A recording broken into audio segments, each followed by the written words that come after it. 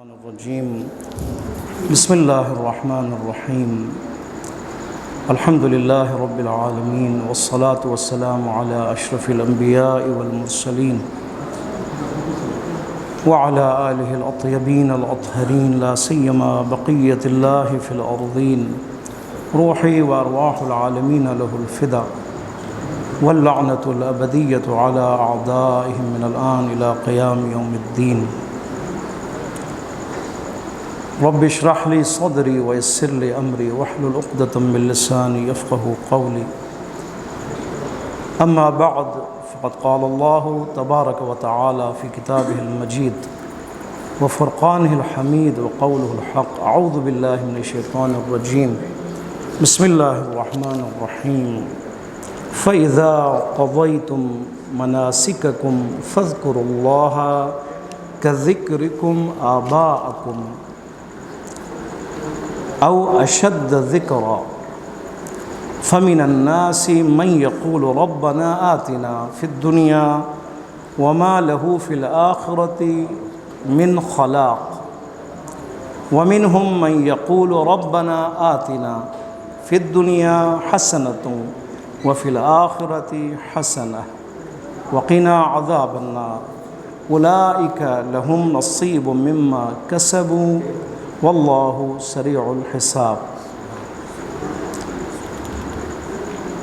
سلسلہ تفسیر قرآن خداوند متعال کی توفیق سے ہماری گفتگو پہنچی ہے سورہ مبارک بقرہ آیت نمبر 200، 201 اور 202۔ قرآن مجید کی تفسیر اور تبیین سنت الہی ہے، سنت رسول خدا ہے۔ قرآن مجید کتاب ہدایت ہے، نہ صرف تلاوت کی کتاب۔ ہماری زندگی میں قرآن کا کتنا عمل دخل ہے یہ ہمیں سوچنا ہے۔ ہماری مجالس میں قرآن کا کتنا ذکر ہوتا ہے اس کے بارے میں بھی ہمیں سوچنا پڑے گا۔ امام عالی مقام کے قیام کا صلی اللہ محمد بنیاد قرآن ہے، ٹھیک ہے، جو قیام آپ نے کیا ہے اس کی بنیاد قرآن ہے۔ قرآن نے ہدایت کی امام کو اللہ کی مدد سے، ٹھیک ہے۔ قرآن انسان کو ابھارنے والا ہے، قرآن انسان کو جنبش دینے والا ہے، قرآن انسان کو حرکت دیتا ہے، قرآن انسان کو روکتا ہے گناہوں سے۔ قرآن ہے جو انسان کو بتاتا ہے ہم نے کیا کرنا ہے، ہماری فکر کیسی ہونی چاہیے، ہماری سوچ کیسی ہونی چاہیے، ہماری عادتیں کیسی ہونی چاہیے۔ قرآن ہمیں بتائے گا بری عادات کون سی ہیں، کون سی عادات کو یا عادتوں کو چھوڑ دینا ہے، کون سی عادات کو اپنانا ہے، کون سی عادتیں شیطانی ہے، طاغوتی ہیں، یہ قرآن ہمیں بتائے گا نا۔ روایات اسی قرآن کی تشریح کے لیے ہے، بنیاد قرآن ہے اور عمل کے لیے ہے اور فکر اور تدبر کے لیے ہے۔ ماہ مبارک محرم قرآن کا مہینہ ہے، ویسے ماہ مبارک رمضان قرآن کا مہینہ نہیں ہے، ٹھیک ہے۔ ماہ مبارک محرم سفر جو بنیاد ہے قیام ابا عبداللہ الحسین کی، اس بنیاد کی طرف توجہ دینی ہے نا، ہم نے سمجھنا کیا ہے قیام کی وجہ قرآن میں کیا ہے۔ امام علیہ السلام کی قیام کی بنیاد قرآن میں کون سے آیاتیں ہیں، اب بات نکل جائے گی آگے، سب یہیں پہ اختصار کروں مقدماتی۔ فرماتے ہیں سورہ مبارک بقرہ آیت نمبر 200، ابھی تک جو عنوان جاری ہے کچھ جلسات میں وہ حج ہے، حج بیت اللہ۔ بہت سی جو وضاحتیں ہیں جو ضرورت تھی قرآن نے بیان فرمایا کہ حج کیا ہے، حج کیوں ہے، حج میں انسان نے جو اعمال اور مناسک انجام دینے وہ کون سے ہیں، حج میں جو حرام چیزیں ہیں وہ کون سی ہیں جس سے انسان نے بچنا ہے، اس پہ گفتگو ہو چکی ہے۔ آج فرما رہے ہیں فَإِذَا قَضَيْتُمْ، جب تم حج انجام دے چکو، فارغ ہو گئے حج سے۔ فَإِذَا قَضَيْتُمْ مَنَاسِكَكُمْ، جب تمہارے جو مناسک ہیں اور عبادات ہیں، جو واجبات ہیں ادا ہو گئے، حج سے فارغ ہو گئے، اب کیا کرنا ہے؟ نماز پڑھ لیا آپ نے الحمدللہ ظہر عصر کی، خوب نماز ظہر عصر کے بعد آپ نے اور میں نے کیا کرنا ہے؟ اہم سوال ہے نا۔ روایت نے بتایا کہ قرآن نے بھی بتایا کہ نماز تنہا عن الفحشاء والمنکر، یہ نماز جو ہم نے پڑھی ہے اگلی نماز کے درمیان تک اس نماز نے آپ کو کیا کرنا ہے؟ فحشاء سے روکنا ہے، غلط عادتوں سے روکنا ہے، حرام چیزوں سے روکنا ہے، حرام گناہوں سے روکنا ہے۔ ٹھیک ہے، آپ اور میری نماز کی قبولیت کا کیسے پتہ چلے گا؟ روایت نے بتایا ایسے پتہ چلے گا کہ اس نماز نے، مثلا آج کے ظہر و عصر کی نماز نے اگر ہماری نگاہوں کو باہر روڈ پر، باہر مارکیٹ میں، باہر پارکوں میں، باہر گلیوں میں اگر گناہوں سے اور نامحرموں سے روک لیے اور یہ شٹر بند ہو گیا ہے، میں نامحرم پر جب نظر پڑی تو سمجھے آپ کی نماز قبول ہے، آپ نے فلسفے نماز جو ہے وہ سمجھ لیا ہے، آپ نے جو نماز پڑھی ہے حق نماز ادا کی ہے۔ آپ کی نماز اور میری نماز میں وہ پوٹنشیل موجود تھی، طاقت موجود تھی، اگر نہ رکا یا نماز روزانہ نہ رکے، وہی عادت جو نماز سے پہلے تھی وہی عادت نماز کے بعد ہے، اس کا مطلب ہے نماز صرف ایکسرسائز ہے، صرف ورزش ہے، صرف عادتاً ہے، صرف واجب کے ادا کرنے تک ہے، اس کے اندر وہ طاقت نہیں تھی۔ طاقت کب ہے؟ خشوع و خضوع اس کے اندر۔ طاقت کب ہے؟ جب انسان کو پتہ کرنا کیا ہے میں نے، وہ انسان کے جو قیام کی حالت میں ہے۔ نماز نے آپ کو قیام سکھایا ہے، نماز کے بعد قیام کرنا ہے۔ قیام ابا عبداللہ کی بنیاد نماز ہے۔ نماز نے آپ کو کیا سکھایا؟ آپ کی گردنیں جھکی ہونی چاہیے، نماز کے بعد ہماری گردنیں جھکی ہونی چاہیے خداوند متعال کے احکام کے سامنے۔ نماز نے ہمیں بتایا کہ اپنے آپ کو، اپنے اندر سے تکبر کو دور کرو، اپنے سب سے اونچی جگہ پیشانی کو خاک پر رکھو تاکہ متواضع ہو جاؤ۔ نماز کے بعد اگر تکبر آ جائے، ٹھیک ہے، اکڑ آ جائے باتوں میں، گفتگو میں، عادتوں میں، دوسروں کے سلوک میں، دوسروں کو پتہ چلے یہ بڑا، یہ تو سلام کا جواب ہی نہیں دیتا، یہ تو دیکھیں مالدار ہے، بڑا لگتا ہے، ایسے بہت زیادہ آ گئے، اس کا مطلب ہے نماز نے کوئی آپ کو ہدایت نہیں کی، اس نماز کا قصور ہے، اس نماز کا قصور ہے۔ اس نماز کو جہد دینے کی ضرورت ہے، اس نماز کو سمجھنے کی ضرورت ہے۔ بنیاد ہے نا نماز، معراج مومن ہے نماز۔ رسول الخدا صلی اللہ علیہ وآلہ وسلم شب معراج پہ گئے، وہ مومنین ممکن ہے کہیں کہ خوب رسول اللہ کے لیے، ہمارے لیے نہیں، فرمایا ہر روز 5 دفعہ معراج پہ جا سکتے ہو۔ معراج سے کیا مراد؟ معراج مومن نماز، یعنی زمین پر بیٹھ کر عرش تک پہنچ سکتے ہو 5 دفعہ۔ ہم نماز میں زمین سے عرش تک پہنچتے ہیں یا مارکیٹ میں پہنچتے ہیں؟ بہت سی چیزیں یاد آ جاتی ہیں نماز میں، اس کا مطلب ہے کہیں اور ہے، عرش کیا ہے؟ زمین پہ ہی نہیں ہے۔ اسی طرح نماز کے بعد اگر عادتیں بدل جائیں تو نماز انشاءاللہ قبول۔ حج کے بعد بھی اسی طرح اگر عادتیں بدل گئی ہوں تو حج قبول ہے۔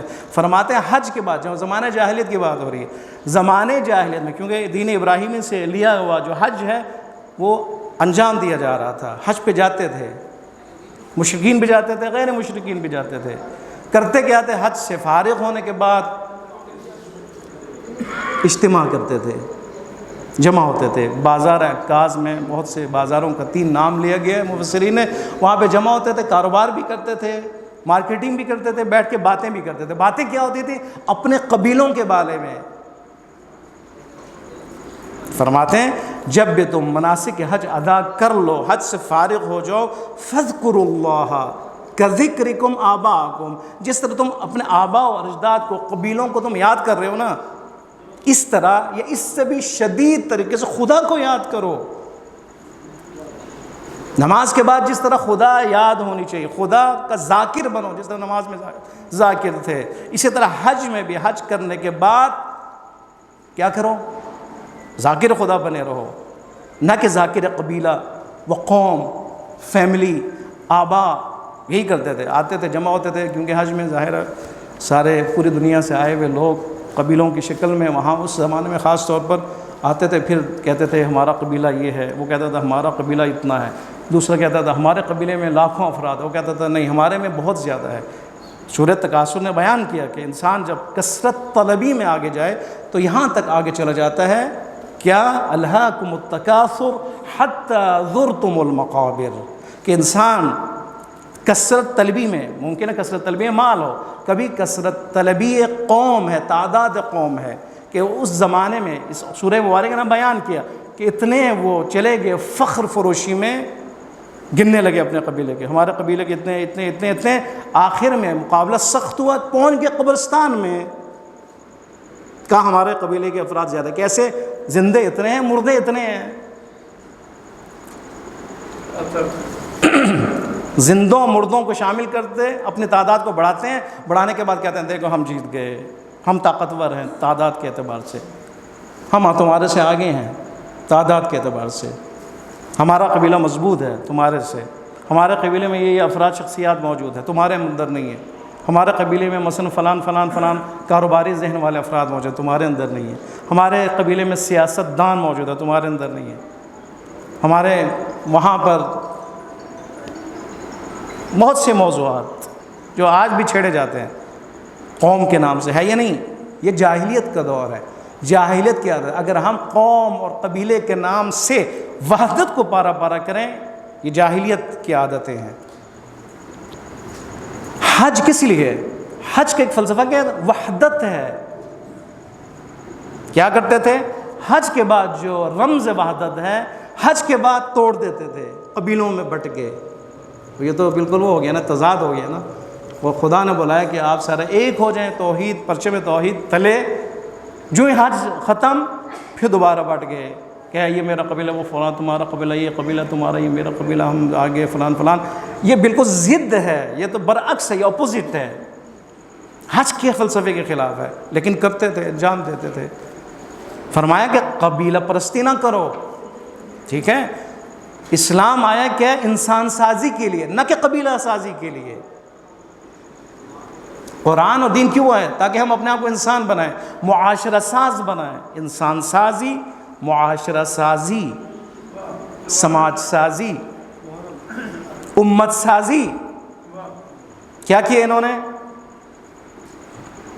انسان سازی کے بجائے قبیلہ سازی، قوم سازی، معاشرہ سازی کے بجائے سے معاشرے میں ابتری پیدا کی، ٹکڑوں میں تبدیل کیا، امت سازی کے بجائے تفرقہ میں تقسیم کر دیا۔ اس لیے خداوند متعال نے 200 نمبر آیت میں کیا فرمایا؟ خبرداری کام نہیں کرنا، حج کے اس مثبت پہلو کو باقی رکھو، حج کے نور کو باقی رکھو، جس طرح نماز کے نور کو باقی رکھنا ہے، یہ ہماری ذمہ داری ہے۔ پہلی بات، نماز نور ہو، اپنے پورے شرائط کے ساتھ ہو۔ خداوند متعال نے نماز کے لیے کہیں نہیں فرمایا نماز پڑھو، نماز کے قیام کا حکم دیا ہے۔ قیام یہ نماز کو اپنے شرائط کے ساتھ قائم کرنا ہے، ایک عمارت کی طرح، جس طرح اس کے لیے اہتمام کیا جاتا ہے، نماز کے لیے قائم کرنا۔ قد قامت الصلاۃ، نماز قائم ہو چکی ہے، نماز قائم ہونے والی ہے، آ جاؤ اے نمازیو، شامل ہو جاؤ صفوں میں۔ کیوں شامل ہو جاؤ؟ نماز قائم ہونے والی ہے، نہ کہ پڑھنے والی ہے۔ ایک امام جماعت کے اقتداء میں نماز اپنے پورے شرائط کے ساتھ قائم ہونے والی ہے۔ قد قامت الصلاۃ، اسی لیے فرماتے ہیں کہ حج کے نور کو برقرار رکھو، جو کسب حج کیا گیا، حج سے جو چیزیں کسب کی گئی اس کو باقی رکھیں۔ جلدی آگے چلتے ہیں۔ ترجمہ پہلا یہ، جب بھی تم اپنے مناسک کے حج سے فارغ ہو جاؤ، اللہ کو ذکر کرو جس طرح تم اپنے آبا کو ذکر کرتے ہو۔ حج کے بعد اپنے آبا اور قبیلوں کو جو ذکر کرتے ہو نا، کرو، بے شک آبا کا ذکر کرو، لیکن اس لیے نہیں کہ فخر کرو، اس لیے نہیں کہ تمہارے لیے طر امتیاز بن جائے، ٹھیک ہے؟ اس کے نہیں، اس کے نام پہ تم اپنے آپ کو آگے لے کے جانا چاہتے ہو، اپنے آپ کو سبقت میں آگے لے کے جانا چاہو، اس لیے نہیں۔ ہاں، اس لیے آپ اپنے قبیلے کو آپ کہہ سکتے ہیں، کیونکہ اس قبیلے کا تعلق اللہ سے ہے، خاندان کا تعلق اللہ سے ہے۔ اس صورت میں آپ قبیلے کا نام بھی لے سکتے ہو، قبیلے کا ذکر بھی کر سکتے ہو، اپنے فیملی اور اپنے آبا و اجداد کا نام بھی لے سکتے ہو، اگر الہی فیملی اگر ہے تو، ٹھیک ہے؟ انسان کی عظمت یہ ہے کہ وہ خدا کے ساتھ اس کا کیا جوڑ ہے، تعلق کیا ہے۔ اگر ہے تو ایک فرد ہے، اس کی بھی اہمیت ہے، عظمت ہے، اگر ایک قبیلہ اور خاندان ہے تو اس کی اپنی اہمیت اور اس کی شان ہے. اگر اللہ کے ساتھ تعلق نہیں ہے، قانون الہی کے مخالف جا رہا ہے، پوری دنیا اس کے ساتھ ہو، کوئی فرق نہیں پڑتا، اس کی اہمیت نہیں ہے، اس کی شان نہیں ہے. دیکھیں بات لمبی ہو جائے گی اس لیے میں مختصر کر رہا ہوں. آگے فرماتے ہیں وہ انسان کے جو عابد ہے، عبادت کر رہے ہیں، دو قسمیں اس کی بن جاتی ہے. یعنی اپنے عبادت میں جو اس کا جو سوچ ہے، اس کی جو آرزو ہے، اس حیثیت سے مثلا حج میں یا آپ نماز پڑھ رہے ہیں تو نمازی کے لیے جو نماز پڑھتے ہوئے یا حج کرتے ہوئے یا باقی عبادت انجام دیتے ہوئے اس کی نیت کے اعتبار سے، اس عبادت کے کرنے میں جو اس کی نیت ہے، دو قسم کے لوگ ہیں. یا دعا کرتے ہوئے اس کے دو قسمیں لوگ ہیں. فَمِنَ النَّاسِ مَن يَقُولُ، لوگوں میں سے بعض وہ ہیں جو کہتے ہیں ربنا آتنا، پروردگارا ہمیں عطا کر اس دنیا میں، فی الدنیا، اس دنیا میں ہمیں عطا کر. ٹھیک ہے، ایک وہ افراد عبادت کر رہے ہیں، عبادت کا مقصد صرف دنیا ہے، دعائیں بھی دنیا کے بارے میں ہو رہی ہیں. ٹھیک ہے نا، یہ حاجی جو اتنا خرچہ کر کے وہاں جا رہا ہے اور ایک جو نمازی جو ٹائم دے کر مسجد میں آ رہا ہے، اس کی جو آرزو کا چھوٹی آرزو یا بڑی آرزو کس طرح پتہ چلے گا؟ خود اس انسان کے لیے. مثلا میں اگر سمجھتا ہوں کہ میری آرزو کتنی ہے، میری اہمیت کتنی ہے، میرے دعاؤں سے پتہ چلے گا. ٹھیک ہے، آپ اور میرے دعائیں اگر چھوٹی ہوں اس کا مطلب آرزویں چھوٹی ہیں، دعائیں اگر بلند ہوں آرزویں بلند ہیں. ٹھیک ہے، اگر کوئی انسان صرف دعا یہ کرے، ایک مسلمان اور مومن شیعہ بھی اگر یہ صرف دنیا کے لیے دعا کرتا ہوا نظر آئے، فرماتے ہیں دنیا اس کو مل جائے گی، آخرت میں اس کو کوئی حصہ نہیں ہے. وَمَا لَهُ فِي الْآخِرَةِ مِنْ خَلَاقٍ. اس کے بعد ایک اور قسم کے وہ لوگ ہیں کہ جن کی دعائیں آپ لوگوں کی جیسے دعائیں نماز میں ربنا آتنا فی الدنیا حسنۃ وفی الآخرۃ حسنہ. ٹھیک ہے، یہ ایسے لوگ ہیں کہ جو بیلنسڈ لوگ ہیں، متوازن لوگ ہیں. دنیا کی بھی ضرورت ہے، ظاہر ہے دنیا میں زندگی ہو رہی ہے، دنیا کی ضروریات ہیں، آخرت کی بھی ضرورت ہے، آخرت کی طرف بھی متوجہ ہے. اس لیے کہ انسان دو چیزوں کا مجموعہ ہے نا، جسم اور روح. جسم کا تعلق دنیا سے ہے، روح کا تعلق کس سے؟ عالم تجردات سے، مجردات سے، آخرت سے ہے. یہ کیسے ہو سکتا ہے کہ انسان کے اندر دو چیزیں ہوں، دو پہلو ہوں، دو طاقتیں ہوں، جسمانی اور روحی، اور وہ انسان صرف دنیا کا تقاضا کرتے ہوئے نظر آ جائے؟ اس کا مطلب ہے یہ حسین انسان ہے. فرمایا نا حسین ہے. حسنہ کا کیا مطلب ہے؟ حسین لوگ، خوبصورت لوگ. دینی اعتبار سے، اسلامی اعتبار سے حسن کہاں پہ ہے؟ جو جسمانی اعتبار سے بھی طاقتور ہو، جو روحانی اعتبار سے بھی طاقتور ہو. ٹھیک ہے، جو جسمانی اعتبار سے بھی اپنے ڈیولپ کے لیے کوشش کرے، غذا اچھی ہو، اس کے لیے ورزش اچھی ہو، ایکسرسائز وہ کرے، جسم کو مضبوط رکھے ایک مومن ہونے کی حیثیت سے، اور ایک انسان کے لیے اللہ کی طرف سے ایک امانت ہونے کی حیثیت سے پوری اس کی جو جسم اور باڈی ہے اللہ کی امانت ہے. اس امانت کو وہ جسم کو، یعنی جسم کے ہر حصے کو مضبوط رکھتا ہے. یہ عبادت ہے. اگر آپ جم میں جاتے ہیں مضبوطی کے لیے، یہ عبادت ہے. کیوں؟ اس لیے کہ امانت میں خیانت نہیں کر رہے آپ. ٹھیک ہے، ہر وہ عمل جو آپ کے اور میرے جسم کو کمزور کرتے وہ خیانت ہے امانت میں. لہٰذا حسین انسان کون ہے؟ حسن اور جمال والے انسان کون ہے؟ وہ ہے کہ جو اپنے جسم کو بھی محفوظ رکھے، طاقتور بنائے، اپنے روح کو بھی طاقتور بنائے. حسنہ سے مراد یہ بھی لیا گیا ہے، خدایا اس دنیا میں میرا جسم مضبوط رکھ، توفیق دے، اور میرا روح بھی مضبوط ہو تاکہ میں حسین ہو جاؤں. جسمانی اعتبار سے بڑا خوبصورت ہے جی. ٹھیک ہے، خوراک کا بڑا خیال رکھتا ہے، روحانی اعتبار سے زیرو ہے، حسین نہیں ہے، جھوٹ ہے یہ. دیکھیں حسن کے لیے روایتیں میں آپ کے سامنے ایک دو عرض کروں. امام صادق علیہ السلام، اللہم صلی ربنا آتنا فی الدنیا حسنۃ وفی الآخرۃ حسنہ. دعا آپ بار بار پڑھتے ہیں، روایت میں دیکھتے ہیں کہ فرماتے حسنہ سے کیا مراد ہے؟ انہا سعۃ یا سعۃ فی الرزق والمعاش. اگر آپ اور میرے رزق میں وسعت ہے تو فرماتے ہیں یہ حسنہ ہے، حسن ہے. کس نے کہا فقیر رہنا ہے؟ دیکھ لیے، اگر آپ اپنی محنت سے، کاروبار کی وسعت کے ذریعے سے، اگر آپ کے پاس پیسے ہیں، مارکیٹ آپ کی بڑی ہے، دکانوں میں اضافہ ہے، فرماتے یہ حسن ہے. حلال اگر ہو تو شرط یہ ہے کہ حلال ہو اور آپ حق ادا کر رہے ہو اس مال میں سے۔ انہا یعنی حسنہ کیا ہے؟ سعۃ فی الرزق والمعاش وحسن الخلق فی الدنیا، اخلاق اچھا ہو تو یہ حسنہ ہے۔ پیسے ہوں آپ کے پاس، مال ہو، دولت ہو، فقیر نہ ہو، یہ حسنہ ہے۔ اخلاق آپ آداب اور احترام کرنے والے ہوں تو یہ حسنہ ہے۔ ورضوان اللہ، اور اللہ کی رضا مد نظر ہو پوری زندگی میں، یہ حسین انسان ہے۔ یعنی ہر کام میں وہ خدا کی رضا کو دیکھے، یہ حسین ہے۔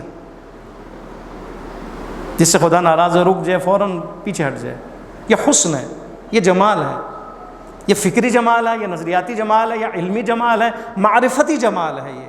یعنی معرفت کے اس اوج پر یہ انسان ہے کہ جہاں پر بھی حکم خدا سے ٹکراؤ نظر آتا ہے یہ پیچھے ہٹ جاتا ہے، گناہ میں مبتلا ہونے کا خدشہ فوراً پیچھے ہٹ جاتا ہے۔ یہ انسان شیاطین سے ٹکرتے ہوئے نظر آتا ہے۔ اس انسان کے ذہن میں گناہوں کے لیے نفرت موجود ہے، نہ کہ عشق موجود ہے۔ جہاں پہ بھی گناہ ہے نفرت کرتا ہے، یہ حسین انسان ہے۔ ورضوان اللہ والجنت فی الآخرہ۔ اسی طرح آگے روایت میں فرماتے ہیں حسنہ سے مراد علم ہے۔ اگر آپ عالم ہیں تو حسنہ ہے، حسین ہے آپ۔ علم زیور ہے نا، بس حسین ہے۔ عبادت جو آپ انجام دیتے ہیں یہ کیا ہے؟ روایت کے مطابق حسنہ ہے۔ آپ کی نماز حسن ہے، اور جتنی نماز کی کوالٹی میں اضافہ ہو جائے گا آپ حسین بنتے جائیں گے۔ اچھی بیوی حسن ہے روایت کے مطابق، صالح بیگم حسن ہے۔ بیوی اگر صالح نہ ہو ٹینشن ہے، کہاں پہ حسن ہے؟ بس انسان جو دعا کرتا ہے کہ خدا یا دنیا و آخرت مجھے حسین قرار دے، اس کیا مطلب؟ ایسا حسن ہمیں عطا کرے جن میں یہ ساری چیزیں موجود ہوں، جس کی وجہ سے میں پرسکون زندگی گزاروں، قلب میرا سکون میں ہو۔ وہ انسان کہ جس کا قلب ہر لمحے ٹینشنوں کے باوجود، ٹھیک ہے، مہنگائی کے باوجود، مصیبت کے باوجود، پریشانیوں کے باوجود سکون میں اگر ہے تو اس کا مطلب وہ حسین انسان ہے، حسن رکھتا ہے وہ۔ یہ دعا اس لیے کہ آپ دعا کریں آخرت میں بہشت، یہ حسن ہے، دنیا میں یہ ساری صفات حسن ہے انسان کے لیے۔ فرماتے کہ جو دنیا کو چاہے گا دنیا ملے گا، آخرت میں کوئی حصہ نہیں ہے، لیکن جو دنیا اور آخرت میں یہ حسن چاہیں گے اس کے لیے دونوں چیزیں ملیں گی۔ وقنا عذاب النار، اور اس کی دعا کیا ہے؟ آگ سے اس کو خدا بند متعال بچائے۔ آگ سے بچ گئے، جہنم سے بچ گئے، حسن ہے، حسن ہے یہ، ٹھیک ہے۔ انسان کو خود پتہ ہے کہ اس کا جہنم میں جانا ہی نہیں، اس کی عادتیں، اس کے اعمال کو خود اسے پتہ چلتا ہے۔ ہر انسان اپنے بارے میں گواہی دے سکتا ہے، اس کو سب کچھ پتہ ہے وہ کیا کرتا ہے، دن رات، اکیلے میں، تنہائی میں، باہر اندر، گھر میں، دوسروں کے ساتھ سلوک میں، برتاؤ میں کیا کرتا ہے۔ انسان کو پتہ ہے وہ بہشتی ہے یا دوزخی ہے، پتہ ہے۔ وہ انسان کہ جو ان تمام صفات سے آراستہ ہے، یہ کیا ہے؟ پتہ ہے اس کو انشاءاللہ جہنم سے وہ آزاد ہے، یہ حسین انسان ہے۔ پھر فرماتے ہیں اولئک، 202 نمبر ہے، اولئک لہم نصیب مما کسبوا، یہی وہ لوگ ہیں کہ جن کے لیے نصیب ہے ان میں سے جسے انہوں نے کسب کیا ہے۔ غور کیجئے گا، یہی وہ لوگ ہیں، یہی وہ لوگ ہیں، یعنی کون لوگ؟ حج کے بعد یا کسی بھی عبادت کے بعد ذاکر کے طور پر باقی رہتے ہیں، اس کے بعد بلکہ اشد ذاکر بنتے ہیں، اس کے بعد دنیا اور آخرت میں حسن چاہتے ہیں، پھر حسین بن جاتے ہیں، جہنم سے چھٹکارے کے لیے دعا کرتے ہیں اور جہنم سے آزاد بھی کرتے ہیں اپنے اعمال کی وجہ سے، ٹھیک ہے۔ یہ تو دعا وہ کرتے ہیں، فرماتے ہیں یہ وہ دعا اولئک لہم نصیب مما کسبوا، یہی وہ لوگ ہیں کہ جو کچھ وہ کسب کرتے ہیں ان کے لیے یہ نصیب موجود ہے۔ یہاں پہ مفسرین نے ایک بیان کیا ہے اولئک لہم نصیب مما کسبوا، ٹھیک ہے۔ کیا ہو رہی ہے؟ دعا ہو رہی ہے، خدایا حسنہ عطا کر۔ فرماتے ہیں کسبو سے مراد دعا ہے۔ کسب آپ کیا کرتے ہیں؟ پیسے کسب کرتے ہیں نا، کسب یعنی کمائی، اعمال آپ کا کسب ہے۔ یہاں سے جو نقطہ سامنے آتا ہے وہ یہ کہ جو دعا آپ اور میں کرتے ہیں خود یہ بھی کسب ہے، یعنی آپ اور میں جو دعا کرتے ہیں حسنہ کے لیے، خدایا حسنہ دنیا و آخرت میں عطا کر، یہ جو دعا ہے یہ خود دعا آپ اور میری نصیب ہے، قبولی الگ ہے، ٹھیک ہے؟ یہ دعا خود عبادت ہے اپنی جگہ پر، یہ دعا اصل میں عشق ہے حقیقت میں، آپ کو کچھ ملے یا نہ ملے اس کے مقابلے میں، ٹھیک ہے؟ دعا میں جو آپ گڑ گڑاتے ہیں اور روتے ہیں اور گریاں ہوتے ہیں، آنسو بہتا ہے، یہ کیا ہے؟ ایک آنسو بہے یعنی عاشق ہے آپ، یہ آنسو بہنا آپ کا کسب ہے، یہ دعا خود آپ کا کسب ہے، یہ دعا خود جو ہے ایک مجسم، ایک عبادت ہے۔ اولئک لہم، یہ جو دعا کرنے والے ہیں حسنہ کے لیے، فرماتے ہیں ان کے لیے نصیب ہے ان میں سے جو وہ دعا کر رہے ہیں، یعنی کسب کر رہے ہیں۔ واللہ سریع الحساب، اور یاد رکھو کہ خدا کا حساب بہت سریع ہے، فوراً خدا حساب فرماتا ہے، سرعت ہے حساب کے اندر، کیلکولیٹر کی ضرورت نہیں ہے خدا کو فرشتوں کی بھی ضرورت نہیں کہ وہ آ کے کیلکولیٹ کریں، نہیں، خدا عالم ہے اور وہ کیلکولیٹر فوراً کرتا ہے، حساب فوراً کرتا ہے۔ یہ ہمارے لیے خوشخبری ہے نا، خوشخبری ہمارے لیے۔ قرآن کی طرف ہدایت کی توفیق کے لیے دعا کرنی چاہیے ہمیں، اور ہر روز قرآن کی تلاوت اور ہر روز قرآن کے ترجمے کی طرف توجہ ضروری ہے، ایک مومن ہونے کے ذریعے، ایک شیعہ اور محب ہونے کی حیثیت سے۔ قرآن سے اگر ہم بیگانہ ہیں تو حق نہیں رکھتے ہم حتیٰ کہ محب ہونے کا اعلان کریں، ٹھیک ہے نا؟ مولا نے نیزے پر بھی قرآن کی تلاوت کی ہے، ٹھیک ہے؟ جناب زینب کبریٰ سلام اللہ علیہا بار بار محمل سے دیکھتی تھیں، اپنے بھائی کی زیارت فرماتی تھی، ٹھیک ہے؟ زیارت فرماتی تھی، بھائی نہیں ہے، جسم نہیں ہے، سر موجود ہے۔ ایک وہ وقت آیا کہ جناب زینب کبریٰ نے محمل سے سر اٹھایا، اسی سر پر پتھر مارے جا رہے تھے، یہ بھی زینب کبریٰ نے دیکھا ہے۔